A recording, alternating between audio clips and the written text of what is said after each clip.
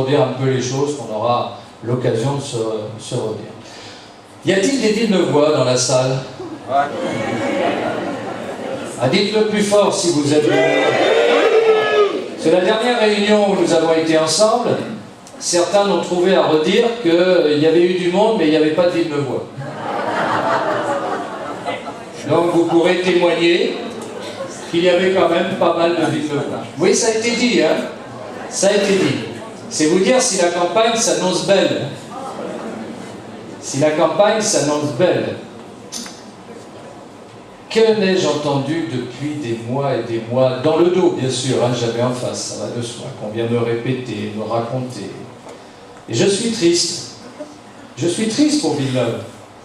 Je suis triste même pour ceux qui n'ayant rien à dire, se contentent juste de médire.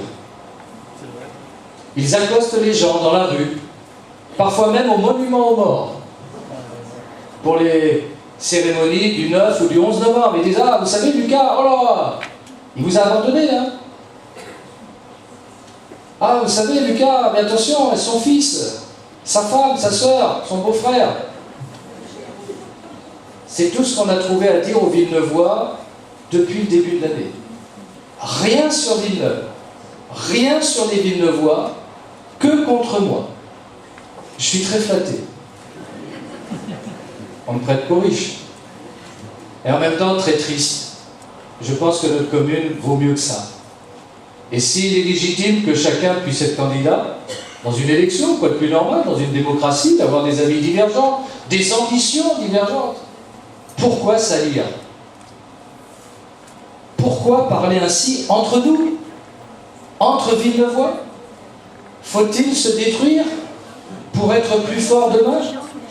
Et c'est ainsi qu'on aspire à rassembler demain quand on va gérer, en ayant sali celui qui a quand même une petite légitimité déjà, qui a pignon sur rue, qu'on a pu juger depuis 30 ans, 25 ans à Villeneuve, dans la vie publique, sur lequel on n'a rien trouvé. Et Dieu sait s'il y en a qui cherchent. Voilà, je trouve ça vraiment médiocre. Et quand je dis médiocre, ça laisse m'augurer pour le cas où, totalement improbable, il y aurait des responsabilités à assumer. Je pense que les Villeneuvois sauront faire, là aussi, pas simplement que pour les déchets dont parlait Jean Leonetti, faire le tri. Voilà pourquoi je ne répondrai à rien. Les roquets à bois, la caravane passe.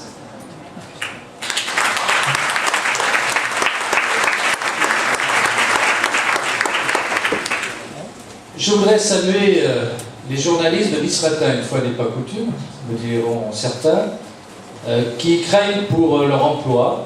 Je veux le faire avec sincérité.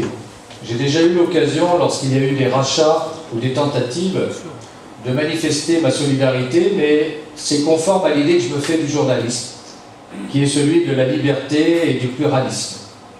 Et je ne pense pas que les journalistes, et comme dans toute chose, il y a du bon et du moins bon, soient à vendre. Et je souhaiterais qu'on ait un peu plus d'informations justement sur ce qui se trame, sans que nous n'en ayons connaissance, nous lecteurs, ou même acteurs. Voilà pourquoi j'ai souhaité le dire en ce début de réunion. Je suis attaché à la presse quotidienne régionale, parce que c'est un élément d'information locale unique. Moi, j'attends le quotidien chaque matin. Je ne dis pas que je suis dans le bonheur toute la journée ensuite après, mais ça fait partie de la vie, de la démocratie, du débat. Et le plus important, c'est l'honnêteté intellectuelle.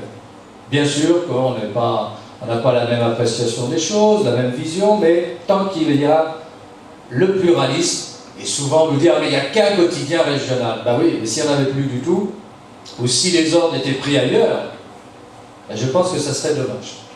Donc, j'en profite pour le dire, puisque je ne pouvais pas le faire dans un communiqué, puisque le journal ne paraissait pas. Donc c'était un peu compliqué, je l'ai tweeté simplement, mais je voulais le dire.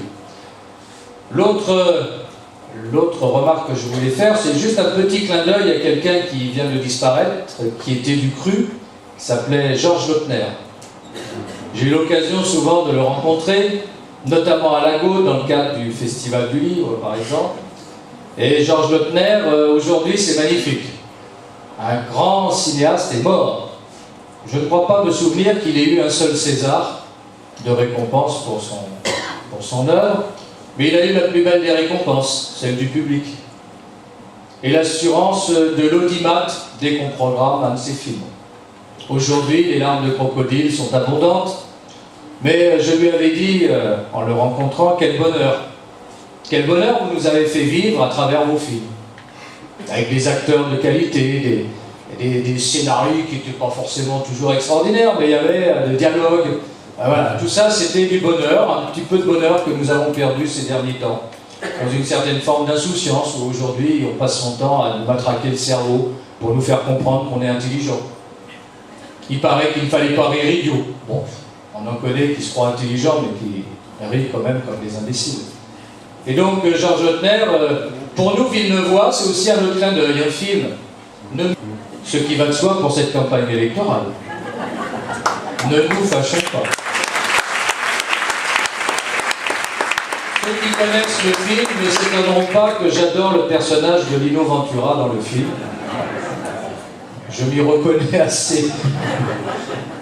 Car j'aime bien cette façon, comme a dit Jean Leonetti, virile de traiter les problèmes. Mais ce film date de 50 ans et de 1963 et montre des images de notre commune, notamment du cercle hippique, où la famille Boucan s'est installée à ce moment-là. Et il montre des images aussi de Saint-Paul-de-Vence. Donc je ne doute pas que la télé nous le reprogrammera pour la 3000e fois. Ce jour-là, si vous avez l'occasion et si vous ne l'aviez jamais vu, prenez plaisir à regarder un peu quelques-uns de nos paysages, et en particulier celui de notre commune, et je dirais du canton dont je suis le lieu. Et je n'imaginais pas, il y a fort longtemps, quand j'étais beaucoup plus jeune, à regarder ça, qu'un jour je serais l'élu de ce secteur, très particulier. Voilà, je voulais dire ça, très franchement, venir à une réunion publique pour entendre parler cinéma ou presse, c'est quand même un petit peu particulier. Mais on n'est pas obligé non plus de venir à une réunion pour parler que des choses très très sérieuses. Ça va venir.